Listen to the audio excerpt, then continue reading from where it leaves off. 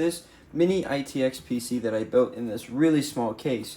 Now, the entire purpose of this mini ITX PC is to basically be a capturing PC. I don't know why it slid that much. I guess there's no feet on the bottom. But the main purpose of this computer is to be able to capture video from the computers that I built so that I can capture benchmark footage without losing any performance on the system.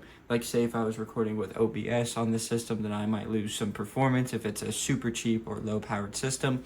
So the point of this is so that I can capture benchmark footage without taking a performance loss. But there's a small problem with this computer, and it's the most important part, the capture card. This capture card that's in here, you probably can't even recognize what it is from the output on the back. And I'll show you what it is in a little bit. But in this video, I pretty much just wanted to show off this system that I built in this really small case. I think it's about 4.3 liters in size. Basically just wanted to show it off and install a much better capture card, which we'll get to this in a second as well. So without further ado, let's begin. So while I'm taking the panels off of this thing, let me go ahead and explain to you what parts are in here. So a lot of this was pretty much a spare parts build, except for a couple things that I had to order. But the CPU in this thing is a Ryzen 5 2400G. It's definitely not super quick or anything like that, but for this PC, it is honestly more than enough. And I needed something that had integrated graphics and was on the AM4 platform. And the reason is because of the motherboard in here, which is a Gigabyte B350 gaming motherboard. I forget the exact model of it, I'll put it up on screen. But pretty much, this motherboard came from my local Goodwill store, of all places, and it was marked as is untested for 40 bucks. And I'm like, yeah, you know what, I like to gamble. Let's go ahead and get that and see how that goes. And sure enough, the motherboard works. One of the RAM slots on it is a little bit finicky. Sometimes it works, sometimes it doesn't. So I only have a single RAM stick in here at the moment because I'd rather have this be stable than in dual channel mode.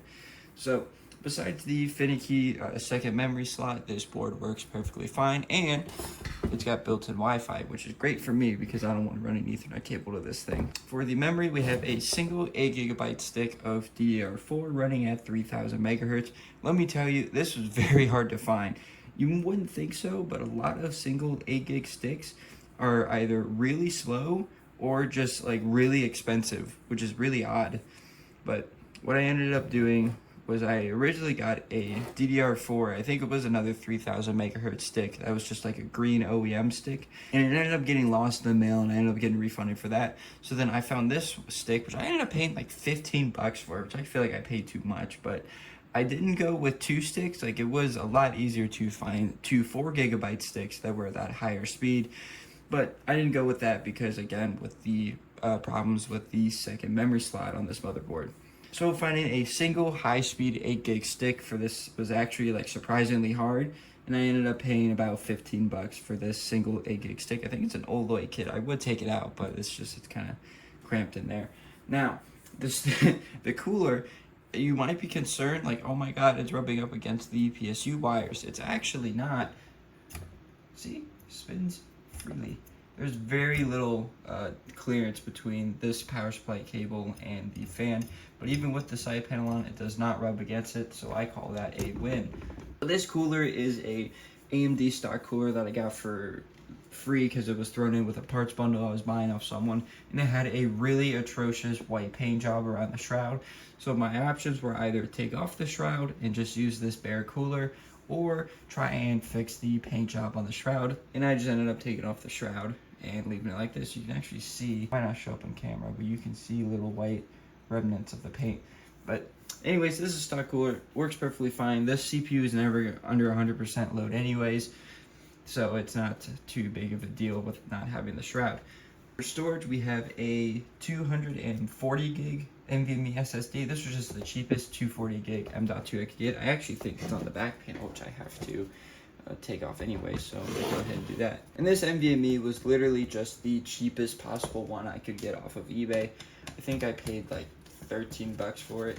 As soon as I take this back panel off, these cables are just gonna go spewing everywhere. I kind of just have everything shoved in there. Oh no, it all stayed in there. Okay, cool. So I only use the finest of power supplies in my personal computers, and for this one, it's no exception. We got the Zeal 150 watt power supply. Look at that.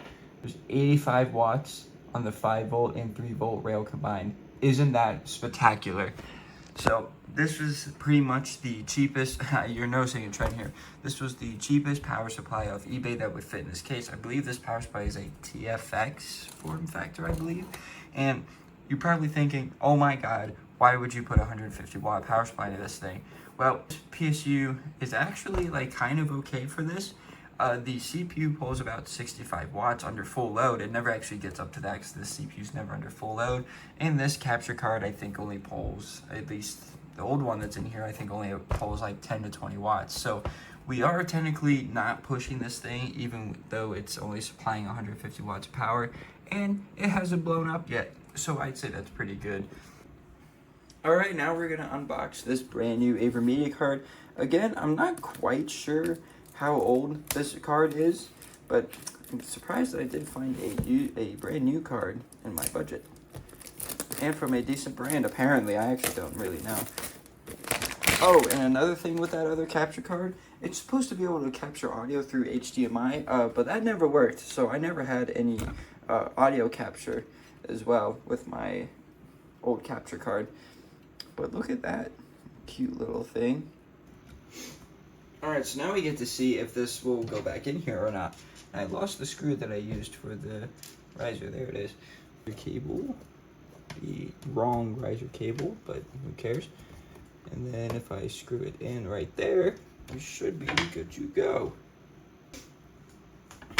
Now, because there's no screw holding in the actual card or the other part of this riser, it is a wee bit loose in here, but this computer never moves anyway, so it doesn't matter. Yeah, it's a little loose. I don't like that, but I have no way of actually securing the card to the case unless I'm just dumb and don't know how to do it. So I did forget to mention what case and what the old capture card was. So the case is a Velka 3 version 1.1.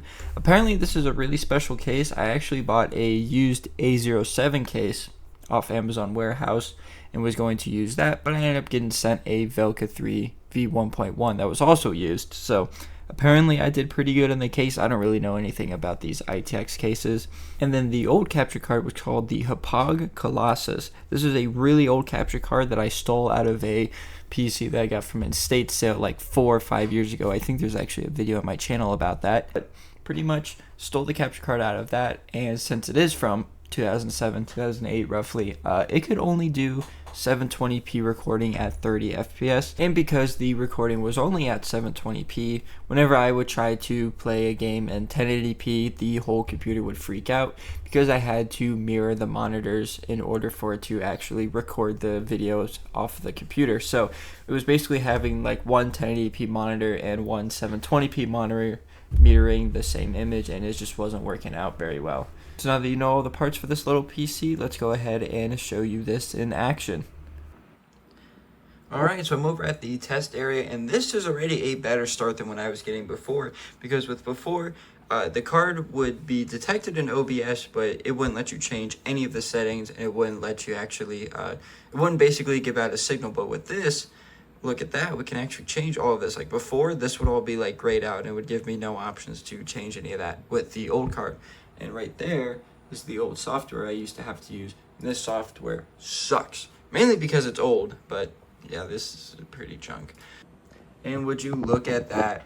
Now it should just load into, so if I go full screen, it's a little, I don't have anything hooked up to it right now, but this is working way better than before. Before, with the old capture card that would record at 720, it wouldn't actually record the BIOS or the Windows login or anything like that. It would only work once you were actually loaded into Windows, again, because it was relying on duplicate monitors to work. But this is actually working like a capture card. I'll have to change this window a little bit so that I can actually, I don't know why it's so massive. I'll have to adjust this to make it all fit, but cool.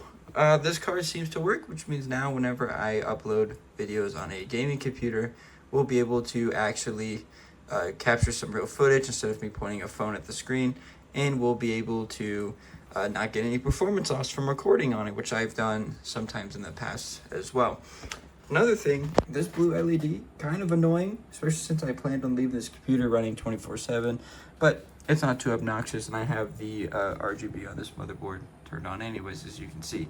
So I hope you guys enjoyed this video. If you did, definitely leave a like and subscribe. This is more of just like a yapping video, but I also wanted to show off this cool little ITX PC I have that's mainly for capturing video. So hope you guys enjoy this video. We'll see you all real soon.